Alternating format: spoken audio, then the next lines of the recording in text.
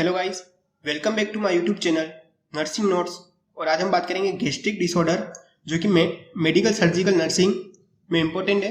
जो peptic ulcer है, सबसे मेन इम्पोर्टेंट जो है टॉपिक वो है पेप्टिक अल्सर। इसके डेफिनेशन क्या है, इटियोलॉजी, टाइप्स इसके और पैथोफिजियोलॉजी वगैरह हम इसके देखेंगे। सबसे पहले इसकी definition, it is defined as ulceration of the lining of esophagus, duodenum and stomach called peptic ulcer। जो अल्सरेशन होता है, जो क्या होता है, इसकी meaning damage of the mucus layer और submucosa layer and muscular layer. जो डैमेज होता है, कौन कौन सी लेयर करती है? म्यूकस लेयर करती है, सब म्यूकोसा लेयर और मस्कुलर लेयर। किन किन की?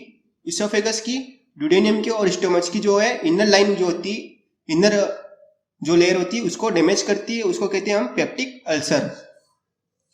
अब इंसिडेंस क्या है इसके, 50 से 60% जो पीपल है वो अभी सफरिंग फ्रॉम जो है पेप्टिक अल्सर से सफर है, ठीक है, परेशान है।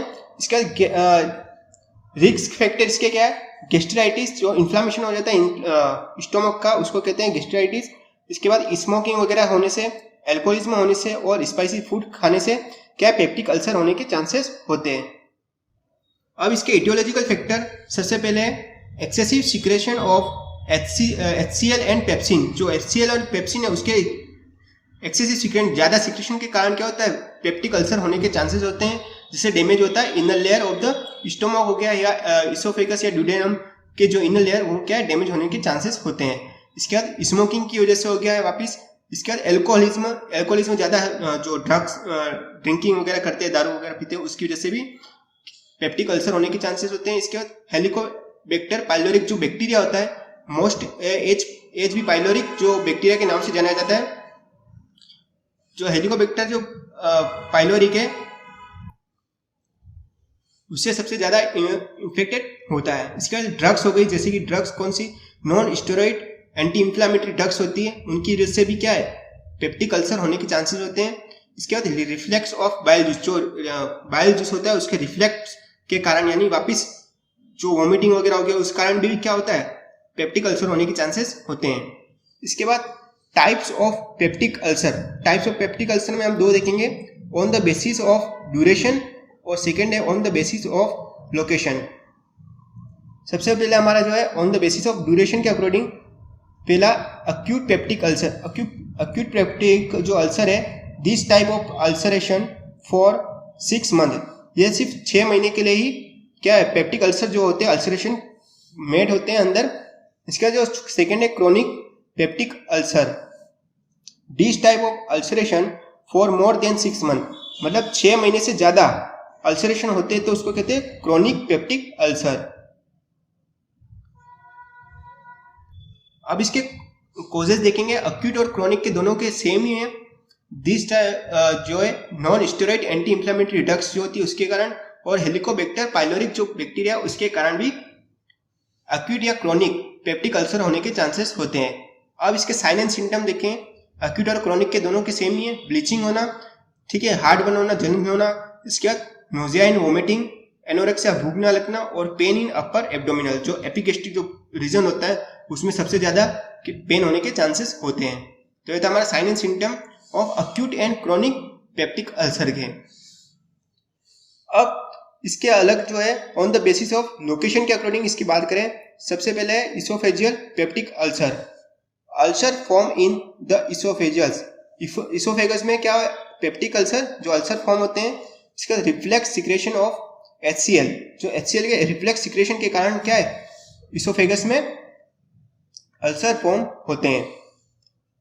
सेकेंड है हमारा duodenum peptic ulcer, ulcer form in duodenum part, जो ड्यूडेनियम जो पार्ट होता है स्मॉल इंटेस्टाइन का, उसके अंदर क्या अल्सर फॉर्म होते हैं। एक्सेसिव सिक्रेशन ऑफ HCl, इसके अंदर क्या होता है, ज्यादा एक्सेसिव सिक्रेशन होता है HCl का, उसकी वजह से पेप्टिक अल्सर होने के चांसेस होते हैं। जो अब थर्ड हमारा जो है वो है गैस्ट्रिक या stomach peptic ulcer, ulcer form in the stomach. जो हमारा थर्ड जो है on the basis of duration के लोकेशन के अकॉर्डिंग वो है गैस्ट्रिक पेप्टिक अल्सर, जिसमें जो अल्सर फॉर्म होते हैं वो होते हैं स्टोमक में, ठीक है। अब difference between duodenum and stomach peptic ulcer. First हमारा एज के अकॉर्डिंग इसके जो पॉइंट है वो है 30 से 40 साल के जो एज के अंदर होते हैं वो है ड्यूडेनियम में सबसे ज्यादा होते हैं, और स्टोमक में 40 से 60 साल के जो पर्सन होते हैं उसमें अधिक होता है। अब जेंडर के अंदर बात करें तो मेल आर मोर इफेक्टेड इन ड्यूडेनियम। जो ड्यूडेनियम जो होता है पेप्टिक अल्सर उसमें मेल सबसे ज्यादा इफेक्टेड होते हैं, और जो स्टोमक होता है उसमें फीमेल आर मोर इफेक्टेड। जो फीमेल होती है वो स्टोमक में ज्यादा इफेक्टेड होती है। इसके बाद ब्लड ग्रुप के अकॉर्डिंग जो ड्यूडेनियम जो पेप्टिक अल्सर है इसके अंदर इससे स्पेसिफिक जो ब्लड ग्रुप है वो है ओ, और इसके अंदर है स्टोमक में नो स्पेसिफिक ब्लड ग्रुप, इसके अंदर कोई भी स्पेसिफिक ब्लड ग्रुप इंक्लूड नहीं किया गया है, ठीक है। फोर्थ है हमारा कोजेस के according excessive secretion of HCl। जो ड्यूडेनियम जो पार्ट है उसके अंदर जो HCl के ज्यादा सिक्रेशन के कारण क्या होता है, हमारा ड्यूडेनियम पेप्टिक अल्सर होने के चांस होते हैं। इसके अंदर inflammation of the mucus and light ulcer, जो इंफ्लामेशन हो जाता है स्टोमक के कारण उसकी वजह से भी क्या है पेप्टिक अल्सर होने के चांसेस होते हैं। अब साइट ऑफ पेन की बात करें तो राइट हाइड्रोकॉन्ड्रिक रीजन में पेन होता है ड्यूडेनियम एरिया में, सॉरी ड्यूडेनियम पेप्टिक अल्सर में, और जो एपिगेस्टिक जो पेन होता है वो होता है हमारा स्टोमक पेप्टिक अल्सर में। बर्निंग सेंसेशन की बात करें after 3 to 4 hours taking food, जो खाना खाने के 3 से 4 घंटे बाद क्या है उसको बर्निंग सेंसेशन होगा, जलनशील होगी। और स्टोमक में क्या है जो पेप्टिक अल्सर है उसके खाना खाने के तुरंत बाद ही उसको बर्निंग सेंसेशन स्टार्ट हो जाता है। अब हेमेटोइमेसिस मतलब ब्लड वोमिटिंग के साथ ब्लड आना जो कॉमन है सबसे वो है स्टोमक में पेप्टिक अल्सर में क्या है सबसे कॉमन है हेमेटोइमेसिस, और ड्यूडेनियम पेप्टिक अल्सर में है उसके अंदर कोई भी वोमिटिंग होती नहीं है, हेमेटिक एमेसिस से होती नहीं है। अब पेन की बात करें सबसे पहले पेन रिडेशन इन अपर साइड, जो पेन रिडेशन होता है वो अपर साइड में होता है।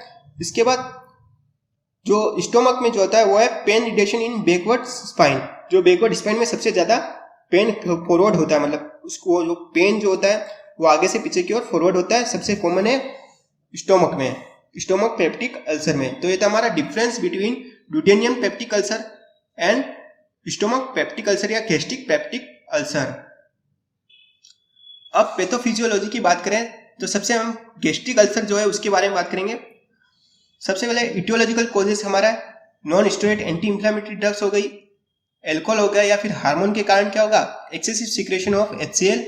एक्सेसिव सिक्रेशन ऑफ HCl के कारण क्या है break down of the mucosa, जो म्यूकोसा लेयर है स्टोमक की वो डैमेज होगी या ब्रेक डाउन होगी, जिसके कारण acid are come on mucosa membrane. जो एसिड जो होगा सबसे ज्यादा वो स्टोमक के जो लेयर से म्यूकोसा लेयर में उसके अंदर आएगा, जिसके कारण क्या होगा गैस्ट्रिक अल्सर होने के चांसेस होते हैं। तो ये था हमारे गैस्ट्रिक अल्सर की पैथोफिजियोलॉजी। अब हम बात करेंगे ड्यूडेनियल अल्सर की पैथोफिजियोलॉजी। सबसे पहले हार्मोन एंड फास्ट या एट नाइट, रात के समय या फिर हार्मोन के एक्सेसिव होने के कारण एक्टिवेट ऑफ वेगस नर्व, जो वेगस नर्व होती है वो एक्टिवेट हो जाती है, और excessive secretion of HCl by pylorus part of stomach.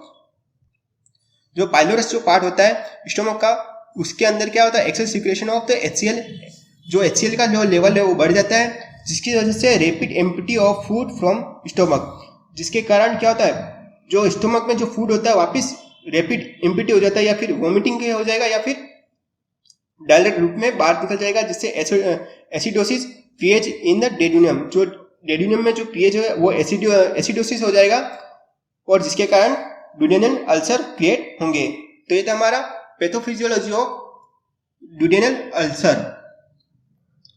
अब इसके डायग्नोस्टिक एवोल्यूशन की बात करें तो हमारा है हिस्ट्री कलेक्शन। सबसे पहले हमको लिखना ही है, चाहे किसी भी डिसऑर्डर में हो या किसी भी डिजीज में हो, सबसे पहले हमको डायग्नोस्टिक इवोल्यूशन कर रहे हैं या डायग्नोस्टिक टेस्ट कर रहे हैं, तो history collection, physical examination, blood test, x ray वगैरह तो हमको कॉमन ही लिखना ही है हर किसी डिसऑर्डर में।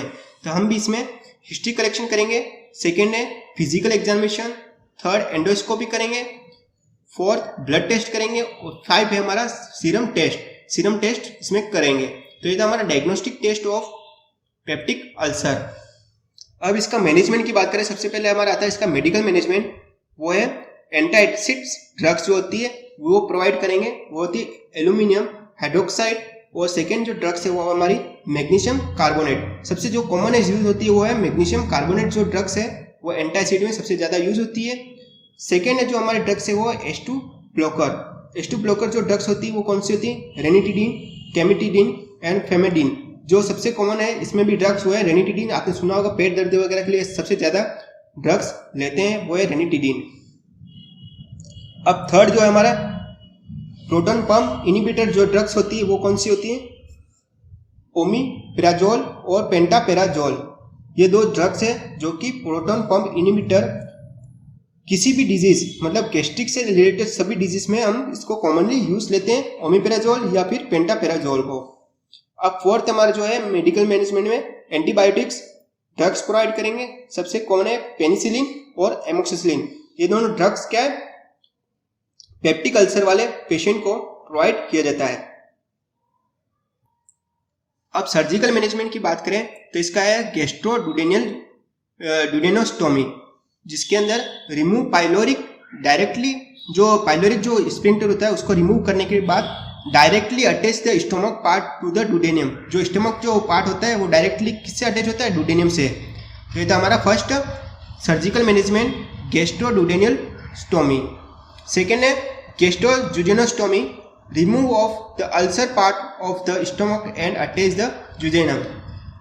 जो स्टोमक का जो पार्ट है जिसमें अल्सरेशन फॉर्म है उसको रिमूव करने के बाद जो स्टोमक जो पार्ट है उसको सीधा अटैच करेंगे जुजेनम पार्ट जो कि स्मॉल इंटेस्टाइन का पार्ट है उससे। तो ये था हमारा सेकेंड जो है गैस्ट्रोजुजेनियम स्टोमी। थर्ड है हमारा pyloroplasty, dilatation of the pylorus part. जो पाइलोरस जो पार्ट होता है स्टोमक का उसको डायलेट करेंगे, जिसके कारण क्या पेप्टिक अल्सर होने के सबसे कम चांसेस होंगे।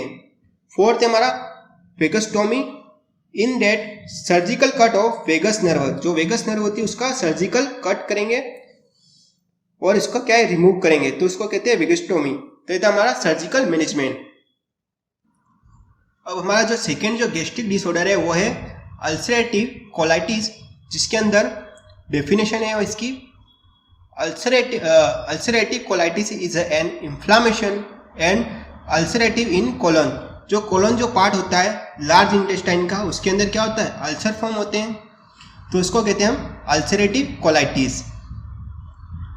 सेकेंड है हमारा इटियोलॉजी, इसकी बैक्टीरियल एंड वायरल इन्फेक्शन। जो बैक्टीरियल और वायरल इन्फेक्शन के कारण क्या है कोलाइटिस जो होता है अल्सरेटिव कोलाइटिस होता है। सेकेंड है ऑटोइम्यून फैक्टर, जो ऑटोइम्यून डिसऑर्डर होते हैं उसकी वजह से भी क्या है हमारा अल्सरेटिव कोलाइटिस होते हैं।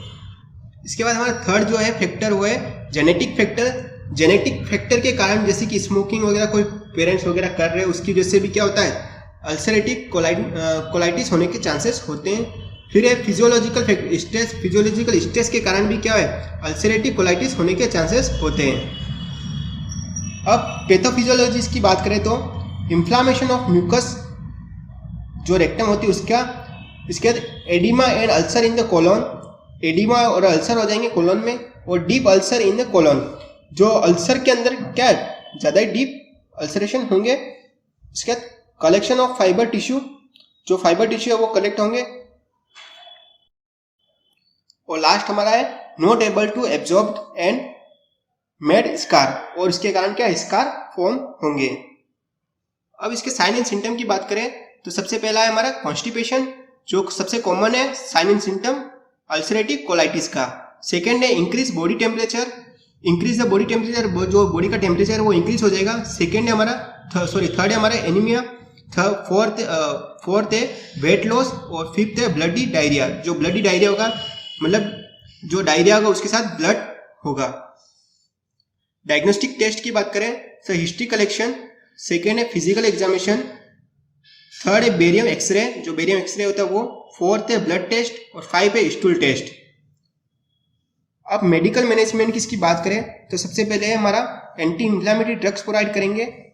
सेकेंड है डायरियल ड्रग्स जो ब्रेन और मिथाइल किल्टोन्स के नाम से भी जानी जाती है। इसका सर्जिकल मैनेजमेंट इसका टोटल प्रोक्टोकोलेस्टोमी और जो सेकेंड है हमारी सर्जरी वो है कोक इलोस्टोमी। तो ये हमारी 2 सर्जरी है जो अल्सरेटिव कोलाइटिस में की जाती है। तो ये था हमारा, हमने आज पढ़ा पेप्टिक अल्सर क्या होता है और अल्सरेटिव कोलाइटिस क्या होता है। अब हम आगे की जो डिजीज है लिवर सिरोसिस वगैरह, एपेंडिसाइटिस वगैरह, तो हम नेक्स्ट वीडियो में देखेंगे। आई होप आपको वीडियो समझ में आएगी। तो प्लीज़ वीडियो को लाइक कीजिए, वीडियो को शेयर कीजिए और हमारे यूट्यूब चैनल नर्सिंग नोट्स को सब्सक्राइब कीजिए। Thank you.